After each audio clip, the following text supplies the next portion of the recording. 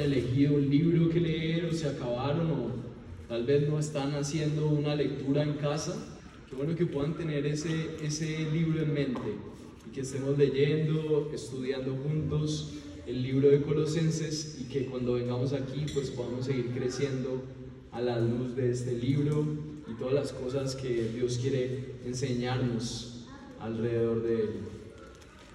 Entendiendo eso, vamos a estar estudiando una porción, pero hoy vamos a hacer algo diferente. Y hemos estado durante esta semana reflexionando en cómo ser mucho más familia y cómo damos la bienvenida también a nuevas personas que tienen diferentes enfoques. Y en este caso vamos a dedicar la primera parte de nuestro sermón a contarle a nuestros invitados que son menores que nosotros una cápsula de lo que es nuestro sermón y así también eso puede ilustrar para nosotros este tiempo. Cris, ¿puedo contarte un poquito de qué se trata esto? ¿Te parece? Te voy a contar un poquito. El Señor Jesús, cuando vino aquí a la tierra, quería que con nosotros pudiéramos confiar en el poder de Dios para cuando nosotros estuviéramos tristes, para cuando nosotros estuviéramos solos o nos sintiéramos débiles. Entonces, el día de hoy vamos a contar una historia en donde vamos a entender cómo el poder de Dios está con nosotros y vamos a entender el poder transformador de la noticia de Jesús para nosotros. Y vamos a verlo en tres aspectos: el Evangelio como el poder para cambiar. También vamos a ver otro aspecto importante y es cómo actúa el Evangelio, de qué manera nosotros podemos ver el Evangelio y la noticia de Jesús actuar en nuestra vida, y asimismo una aplicación para la iglesia y para este tiempo de predicación. Entonces vamos a entender que el Evangelio nos transforma a través de escuchar su palabra y también a través de compartir todos los que seguimos a Jesús. Entonces nos encanta que tú estés con nosotros y esperamos que hoy puedas disfrutar también del poder del Evangelio transformando tu vida. ¿Te parece? Me dijeron que estuviste estudiando esto, ¿cierto? Me alegra. Bueno, el texto del día de hoy, quiero que juntos vayamos a Colosenses capítulo 1. Colosenses capítulo 1, versículo 1, dice así. Vamos a leerlo juntos. En el Nuevo Testamento, ya que a la luz de la palabra de Dios los textos se interpretan a sí mismos, en el Antiguo Testamento estuvimos necesitando de porciones del Nuevo Testamento para interpretar los 10 mandamientos. Pero el día de hoy nos vamos a dar cuenta que vamos a estar con nuestros ojos aquí en el texto. Y quiero que juntos estemos mirando lo que dice el texto. Para todos, la versión que usamos es la Nueva Biblia de las Américas. Y vamos a estar estudiando hoy desde el versículo 1 hasta el versículo 8. Y vamos a leerlo juntos y después vamos a orar para que el Señor nos hable acerca del propósito de este texto para con nosotros hoy. La palabra de Dios dice así: Pablo, apóstol de Jesucristo por la voluntad de Dios, y el hermano Timoteo, a los santos y fieles hermanos en Cristo que están en Colosas, gracia a ustedes y paz de parte de Dios nuestro Padre. Versículo 3: damos gracias a Dios, el Padre de nuestro Señor Jesucristo, orando siempre por ustedes, pues hemos oído de su fe en Jesucristo y del amor que tienen por todos los santos. Versículo 5: a causa de la esperanza reservada para ustedes en los cielos. De esta esperanza ustedes oyeron antes la palabra de verdad, el Evangelio, que ha llegado hasta ustedes, así como en todo el mundo está dando fruto constantemente y creciendo. Así lo está haciendo también en ustedes, desde el día que oyeron y comprendieron la gracia de Dios en verdad. Así ustedes lo aprendieron de Epafras, nuestro amado siervo, quien es fiel servidor de Cristo de parte nuestra, el cual también nos informó acerca del amor de ustedes en el Espíritu.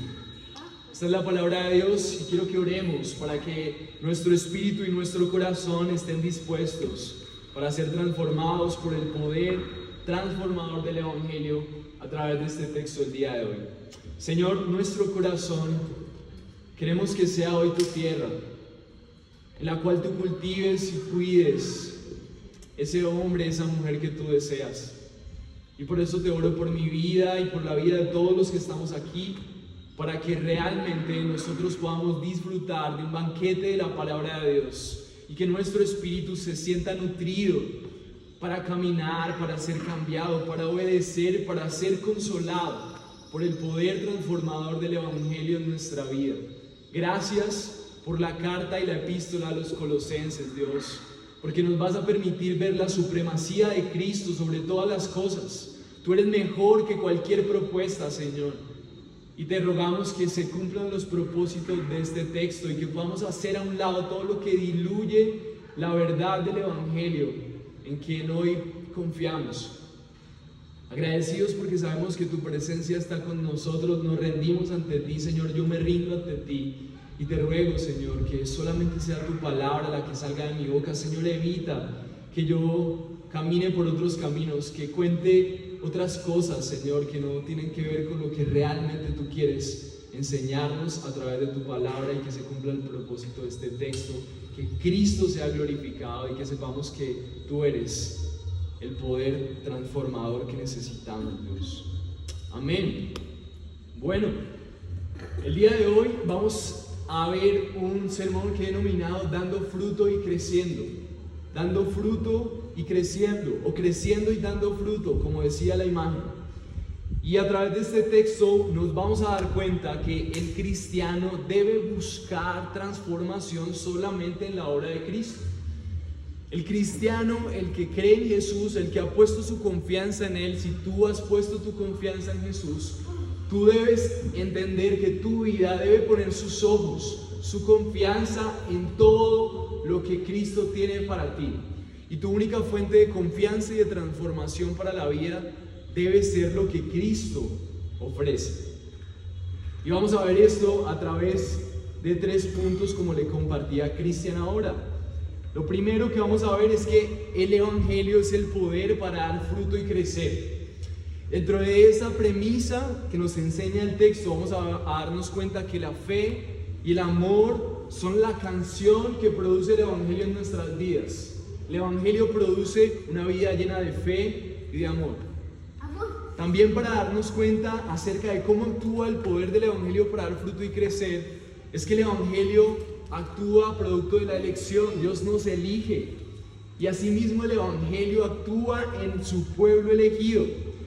También vamos a ver que el Evangelio, ese primer punto, se deriva en un tercer punto, y es que nosotros entendemos que somos elegidos y somos transformados por el Evangelio para mostrar la gloria de Dios donde estamos. Y por último, vamos a ver un segundo punto, y es cómo actúa el Evangelio en nuestras vidas. Y el texto nos va a hablar acerca de que el Evangelio actúa a través de la predicación y actúa también a través de la iglesia. La palabra de Dios es el centro que nos conecta. Y entendiendo eso, recordé, hablando del poder transformador del Evangelio, solamente en los años 1962 se realizaron más de 178 ensayos acerca de bombas nucleares. 96 de esos ensayos se hicieron en Estados Unidos, 79 en la Unión Soviética. Y el año anterior había visto ensayos del arma nuclear. La sociedad había visto ensayos del arma nuclear más grande que hubiera existido jamás. Se denominó la Tsar bomba de la Unión Soviética, y con un resultado de 50 megatones fue probada en el sitio de ensayos de Novaya Zemlya, en el Círculo Ártico. La prueba produjo el peor desastre radiológico de la historia. Desde ahí se celebra en agosto el día en contra de estos ensayos. Y lo que me recuerda esto es cuánto tiempo nos dimos cuenta que siquiera ensayar tal poder producía tanto daño. Tal vez llegamos a una bomba tan poderosa que solamente su ensayo producía tal envergadura de desastre. Y esto está en la página de las Naciones Unidas, eso produjo que las Naciones Unidas se pusieran de acuerdo para entender de qué manera estos ensayos eran detenidos. Esto me deja reflexionando acerca de el poder que tiene la humanidad de construir cosas impresionantes. En estos momentos estamos en la era de la inteligencia artificial y en la era de la tecnología y tantas cosas tan poderosas. Pero dentro de todas esas cosas que son poderosas y que seguramente traen beneficios, también encontramos siempre una capacidad también de destrucción. Cosas beneficiosas como el internet, pero también una capacidad de destruir y de dañar la humanidad. A comparación de esto, lo que quiero que entendamos hoy es que aunque el ser humano puede producir cosas poderosas, el ser humano puede producir cosas increíbles y con capacidades destructivas, creativas y científicas de una dimensiones que ni siquiera nos imaginamos, siempre todas esas creaciones tienen capacidad de destrucción en manos que no sean las manos convenientes. Pero no es así con el Evangelio y con el poder transformador del Evangelio. El Evangelio a quien toca transforma para bien. El Evangelio a quien llega le llena de esperanza, le llena de poder de transformador para todas las cosas que necesitamos en el mundo y en la vida. Y es por eso que ese gran poder tiene que tener para nosotros un propósito. Para entrar un poquito en el contexto de Colosenses, una historia que está antes de esta porción está en Hechos 19, y es cómo surgió la iglesia en Colosas. ¿Qué pasó? Para los que estuvieron en la época en donde estábamos plantando la iglesia, estuvimos estudiando el libro de Hechos. Y en el capítulo 19 dice que mientras Apolos estaba en Corinto, Pablo, después de haber recorrido las regiones superiores, llegó a Éfeso y encontró unos discípulos ahí. Producto de la persecución, habían personas que creían en Jesús, pero que vivían en Éfeso. Y cuando Pablo estaba de misiones, encontró a esos discípulos. Más adelante en ese mismo capítulo dice que eran al menos unos 12. En el versículo 4 del capítulo 19 dice que Pablo les dijo: Juan bautizó en el bautismo del arrepentimiento, diciendo al pueblo: creen en aquel que vendrá después de mí, es decir, en Jesús.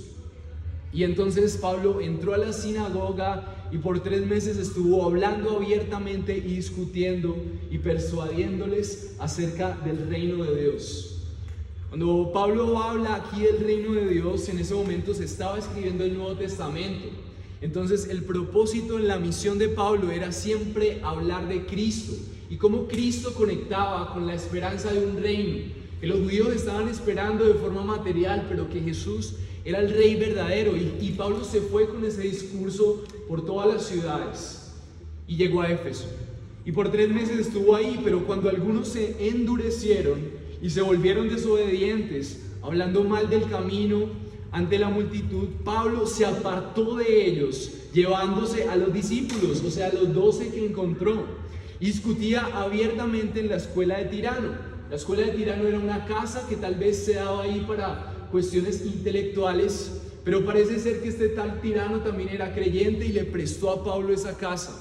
Y dice el versículo 10 del capítulo 19 que Pablo continuó por 2 años, de manera que los que vivían en Asia oyeron la palabra de Dios, tanto judíos como griegos.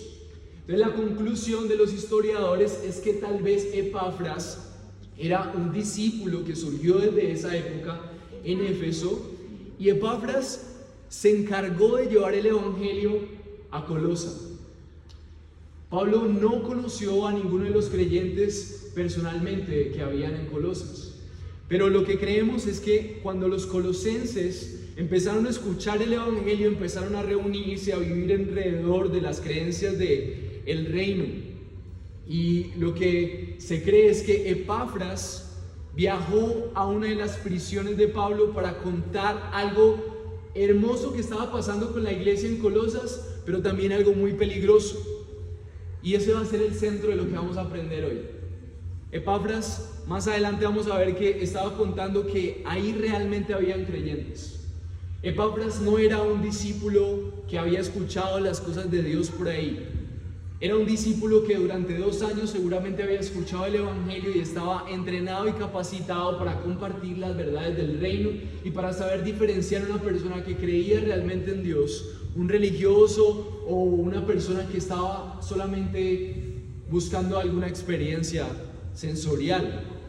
Entonces, cuando Epafras va y visita a Pablo, le dice que hay creyentes, pero también hay algo que pasaba alrededor de la región de Colosas.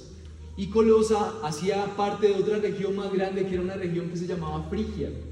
Y en Frigia se encontraba una de las características religiosas más diferentes del sector, más un poco excéntricas. Había una diosa que se llamaba Cibeles, y esa diosa tenía una creencia que la conexión con Dios era a través de danzas un poco raras, arrebatos proféticos. La gente en trances supuestamente espirituales empezaba a profetizar acerca de cosas que iban a pasar en el futuro. Y habían danzas inspiradas en esas emociones, y eso era lo que rodeaba a la iglesia de Colosas. Y resulta que por todo eso que estaba pasando alrededor de ellos, los colosenses empezaron, después del tiempo, dicen que al menos si ellos tuvieron 2 años de enseñanza con Pablo, seguramente fueron varios años después que Epafras plantó esta iglesia, y que esta iglesia inició fielmente confiando en Jesús, en un evangelio sólido, pero poco a poco lo que le rodeó empezó a sembrar en ellos un deseo mucho más allá del evangelio. Y lo que quiero que veamos hoy es que, al igual que la iglesia en Colosas, nosotros hacemos parte de ciudades que desean muchas cosas diferentes al evangelio. Nuestras familias desean muchas cosas diferentes al evangelio, nuestro corazón, nuestra mente, nuestros deseos. Y al estar impulsados por todo un entorno que es diferente a la promesa de Dios a través de Cristo, poco a poco, sin darnos cuenta, nuestros corazones pueden desviarse. Entonces Dios, a través de la vida de Pablo, usa la carta de los colosenses para ayudarnos a entender que nosotros como creyentes no necesitamos otra cosa más que Cristo para dar una vida llena de fruto, una vida llena de transformación, una vida llena de amor. Pablo y Epafras, entonces, al escuchar lo que estaba pasando en esta iglesia, se dieron cuenta que los colosenses habían despertado un deseo más que de Cristo. Y es por eso que la carta a los colosenses se enfoca en afirmar la supremacía de Cristo en los creyentes. Porque resulta ser que buscamos tantas cosas que son diferentes a la fe. Porque resulta ser que buscamos tantas cosas que complementen lo que ya Cristo hizo.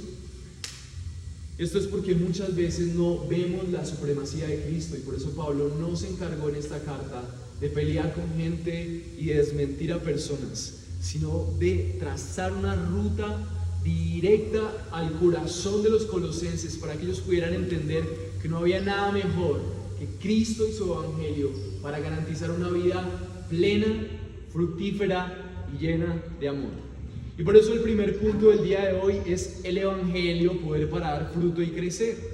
Y vamos a responder 3 preguntas. ¿Cómo el evangelio es poder para dar fruto y crecer? Otra pregunta es: ¿qué es el evangelio? Otra pregunta es: ¿qué es dar fruto? Y vamos a empezar con el primer versículo. Pablo dice así, el primer versículo dice: Pablo, apóstol de Jesucristo, por voluntad de Dios, y el hermano Timoteo. En este momento Pablo se está presentando a los colosenses, ya que no lo conocen, como una persona que ha sido enviada por Dios mismo, que la voluntad de Dios mismo ha sido el que lo ha encomendado a escribir esta carta, y no solamente a escribir esta carta, sino a predicar la voluntad de Dios. Y junto con su hermano Timoteo, ellos son hermanos que por las iglesias son conocidos como líderes llamados por Dios mismo para enseñar la palabra fiel. La voluntad de Dios es la que lo ha enviado, el hermano Timoteo también, y se caracterizan ellos como siervos. enviados por Dios. Versículo 2 dice: a los santos y fieles hermanos en Cristo que están en Colosas, gracia a ustedes y paz de parte de nuestro Dios y Padre. Este segundo versículo dice que tal vez Epafras se había unido, como les he contado, a Pablo, y que cuando Epafras fue a encontrarse con Pablo en las prisiones, es evidente que Epafras tenía las capacidades de saber diferenciar que lo que había en Colosas, lo que había en esta ciudad, eran cristianos verdaderos. ¿Por qué lo sabemos? Por dos características que vemos en este versículo 2. Dice santos y fieles, refiriéndose a los hermanos en Cristo que estaban en Colosas. Esto nos da una evidencia que vemos en todo el Nuevo Testamento. Hay 19 ocurrencias en el Nuevo Testamento para referirse que cuando había una iglesia que realmente mostraba en su carácter, mostraba en su fe, se les decía santos. Pero gracias al tiempo que había pasado, sin ellos ni siquiera ser visitados por Pablo, y como ellos habían perseverado, se les acuña también la característica de fieles. Entonces vemos en varias de las cartas a Corintios, en Éfeso y en varias de las cartas que Pablo escribe, hay una identificación. Pablo hace una diferenciación. Está toda la ciudad, pero Pablo dice: esta carta es para los santos. Y esto es una característica bien importante. Pablo está separando el pueblo de Dios del pueblo que no es de Dios. Y esta separación, por eso se usa con la palabra santos. La palabra santos quiere decir en nuestro idioma castizo apartados, consagrados, dedicados al reino. Dios les ha apartado como su pueblo para cumplir sus propósitos. Entonces Pablo ve que cuando hay personas que tienen un deseo de vivir una vida para Dios, solamente es producto de que Dios les ha elegido y Él mismo les ha apartado. Entonces cuando hablamos de que Pablo dice santos, es porque es evidente que esas personas caminaban por un camino muy diferente al que Dios tenía para ellos. Pero ellos poco a poco empezaron a tener un estilo de vida en donde todo lo que hacían era pensando en cómo eso era coherente con Dios. Entonces, primera característica, por ejemplo, que vemos en esas personas que realmente creen en Dios. Y esto nos sirve también para evaluar nuestro propio corazón. Hay una separación entre lo que Dios le agrada y lo que Dios no le agrada. Entonces, vemos aquí que en toda la palabra de Dios y por muchos estudiosos, una de las características de los realmente apartados son personas que empiezan a aborrecer el pecado. Son personas que empiezan a reconocer las cosas que no le agradan a Dios. Empiezan a entender que hay placeres de su vida a los cuales ellos se han dedicado, que no son agradables a Dios, pero su identidad de ser santos, de ser apartados por Dios, les hacen vivir vidas diferentes, vidas apartadas, no por sus fuerzas, no porque ellos se crean mejores. Epafras era un fiel servidor de Dios y se daba cuenta que eso que estaba pasando en la vida de los colosenses no era producto de su religiosidad. Había mucha gente religiosa alrededor, sino que él estaba viendo un actuar de Dios mismo en la vida de ellos. Amar a Dios y seguir sus mandamientos era una característica de ellos. Cuando una persona entiende que es apartado por Dios, aborrece el pecado, se aparta de él y desea hacer la voluntad de Dios, obedecerle, agradarle. Vive en un estilo de arrepentimiento y fe. Y Epafras había visto eso en la iglesia de Colosas. Otra palabra que usa para los colosenses es fieles. Y eso también dice mucho de una verdadera conversión. Apocalipsis dice que los que perseveren hasta el final serán salvos, no por su perseverancia, sino porque Dios es el que hace que ellos perseveren. Entonces, cuando ellos en el tiempo, a pesar de todas sus confusiones, Epafras pudo ver que ellos permanecían en medio de sus dudas y demás en Cristo, entonces se le acuñó esa característica a los colosenses. Solamente la obra de Dios, de su Espíritu en nosotros, puede hacer que nosotros en el tiempo permanezcamos en un camino que es tan antagonista a nuestras ciudades, a nuestros propios deseos carnales. Y no más en esto, Pablo termina este saludo diciendo gracia y paz. O sea, les saludo, es un saludo común. Gracia y paz de Dios hacia ustedes. O sea, hay gracia de Dios porque Dios les ha visto con misericordia para apartarlos. Pero también hay paz porque la ira de Dios ya no está sobre ustedes. Ahora ustedes disfrutan del amor de Dios. Y así Pablo siempre se comunica con las iglesias en donde hay evidencia de que hay cristianos que han puesto su confianza en Jesús, que aborrecen el pecado y que quieren hacer la voluntad de Dios. Así que esto es una muy buena manera también de verlo en nuestras vidas. ¿Puedes ver eso en tu vida? ¿Eres santo no por ser perfecto, sino porque quieres agradar a Dios? ¿Has visto que permaneces en el tiempo a pesar de tus altibajos? Entonces celebra eso, porque podríamos ser de esas ciudades en las que Pablo escribe gracia y paz. Has sido beneficiario de la gracia y la paz que solamente Cristo puede dar. Pero además de eso, Pablo sigue avanzando mucho más. Y en el versículo 3, Pablo empieza a hablar. En el primer punto habíamos hablado de que el evangelio es poder para dar fruto y crecer. Pero un subpunto que quiero que veamos está en el versículo 3 y es una característica o unas características puntuales y evidencias de que el evangelio está dando fruto en tu vida o en la vida de un cristiano, porque así también Pablo le expone en la vida de los colosenses. El versículo 3 dice: damos gracias a Dios, el Padre de nuestro Señor Jesucristo, orando siempre por ustedes. Otra vez Pablo empieza a conectar con el saludo diciendo: gracias a nuestro Padre por ustedes. O sea que lo que está diciendo Pablo es que Dios es como un padre y que Él vino a adoptarles a ellos cuando ellos eran huérfanos y enemigos de su reino. Pero como un padre amoroso fue y les buscó, entonces ellos dan gracias a Dios. Ellos no dan gracias a los colosenses por su excelente conducta.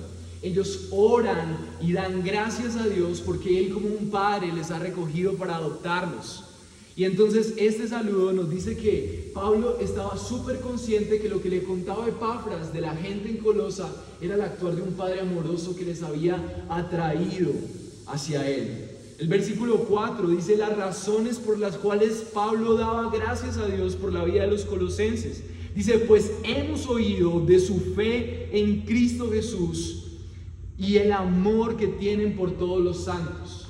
Dos características especiales más allá de aborrecer el pecado y de querer hacer la voluntad de Dios en un creyente, es que era evidente con lo que se decía de ellos que sus vidas habían depositado su confianza en Jesús. Hay unas marcas de una vida que ha confiado en Jesús. ¿Qué había cambiado en ellos? Ellos confiaban en Jesús y amaban a otros.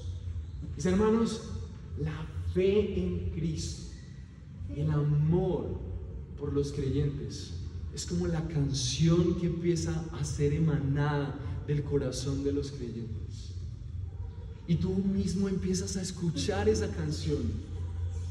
Yo le digo, es como la canción de la dimensión desconocida. Es algo que no proviene, mi corazón no puede emanar esa canción. Yo no puedo poner mi confianza en Jesús. Yo no puedo amar a los creyentes como Él los amaría. Y por eso Pablo delante de Dios celebra lo que está pasando en los colosenses. Primera de Tesalonicenses 3:6 dice: pero ahora Timoteo ha regresado de vosotros a nosotros y nos ha traído buenas noticias de su fe y amor que siempre tenéis como buen recuerdo de nosotros, añorando vernos, como también nosotros a ustedes.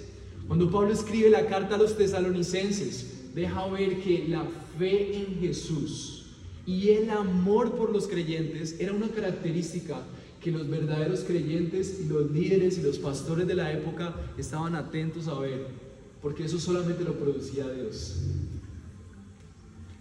Efesios 1:15 dice: por esta razón también yo, habiendo oído de la fe en el Señor Jesús que hay entre ustedes y de su amor por todos los santos.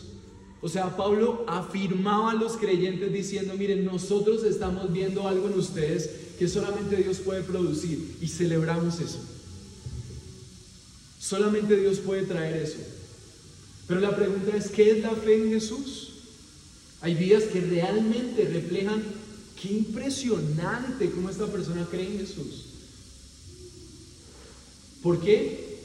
Porque tal vez cuando yo viva esa situación, yo no creería así. Es evidente ante los ojos de los que lo rodean que esa persona, en vez de elegir otra decisión, dice: yo voy a confiar en Jesús como mi Salvador. Empezamos a tomar decisiones por las convicciones de que somos amados, de que somos adoptados, de que tenemos un Dios que nos protege, que nos cuida. Convicciones y no condiciones. Era evidente que eso estaba pasando en la vida de los colosenses. Y es una forma en la que tú puedes ver si el Evangelio está dando fruto en tu vida.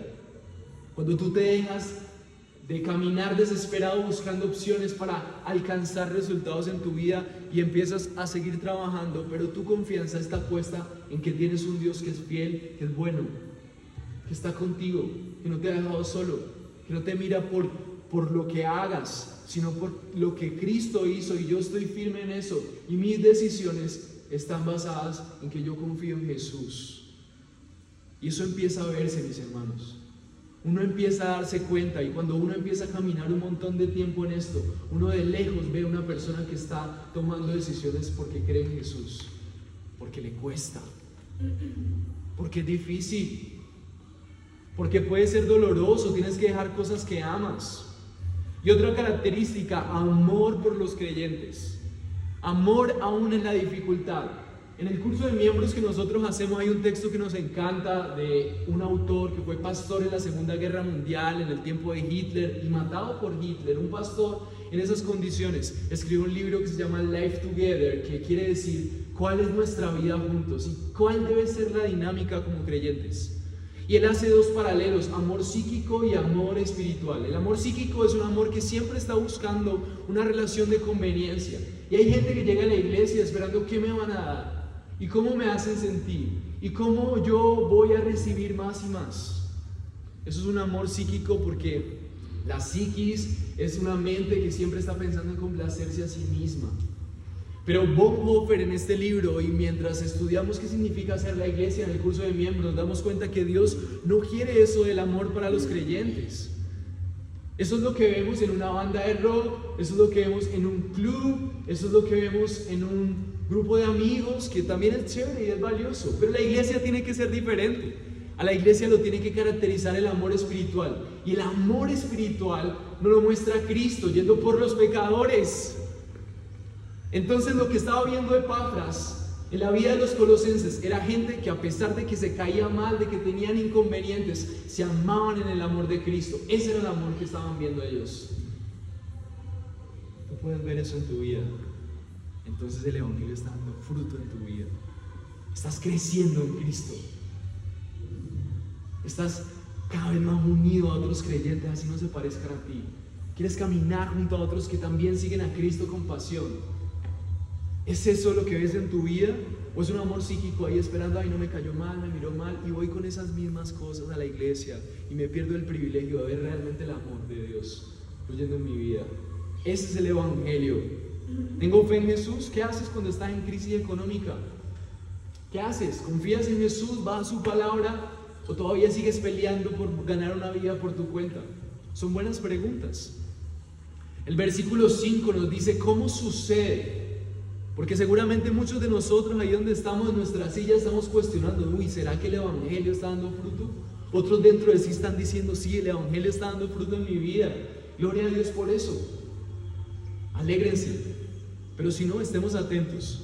Porque si el Evangelio no está actuando, miren, peligro, está actuando la religiosidad. Y tal vez eso es lo que nos impulsa a venir. Entonces, ¿cómo sucede eso? El Evangelio fructifica al creyente. ¿Cómo sucede? Capítulo 1, versículo 5, dice: a causa de la esperanza para ustedes en los cielos. Lo que Pablo está diciendo es que ese amor y esa forma de confiar en Jesús no es por ellos. Pablo está diciendo que la razón por la que ellos tienen eso es por la esperanza reservada en los cielos. La palabra esperanza es una certeza y una herencia celestial. Los creyentes de esa época tenían una firme convicción de que su confianza en Jesús les había dado un lugar en los cielos, y su vida se proyectaba hacia ese lugar, en el momento en el que estemos delante de Él, en el momento en el que Él regrese. Y eso cambiaba sus vidas. Juan Calvino dijo: no resulta nuestra esperanza que esté fundada en nuestras obras, porque estemos motivados a vivir bien, puesto que nada es más eficaz para ese fin de transformar la vida, que el convencimiento de la gracia libre de Dios. Yo soy transformado no porque me toca, sino que yo soy transformado porque Dios ya me dio todo en Cristo y me siento tan amado que yo quiero cambiar, quiero vivir para Él, quiero disfrutar, quiero compartir esta historia a los demás. Estoy apasionado por ser un hijo de Dios. La esperanza de la vida eterna nunca será en nosotros un principio inactivo, mas siempre producirá el amor. Si yo estoy convencido de que he sido amado en Cristo, ese amor me cambia, ese amor me hace confiar en Jesús porque sé que Dios me ama, sé que Dios no está esperando que yo sea perfecto para